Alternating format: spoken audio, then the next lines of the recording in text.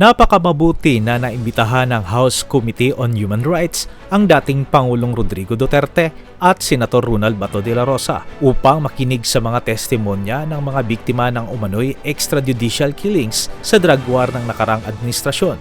Ito ay isang mahalagang hakbang sa paghahanap ng katotohanan at pananagutan para sa anumang mga pang-aabuso na naganap. Tama rin ang panukala ni Representative Arlene Brosas na paharapin din si dating Senator Laila de Lima na isa ring biktima ng drug war. Mahalaga na marinig ang kanyang testimonya at pananaw upang makamit ang komprehensibong pagtingin sa mga isyong ito.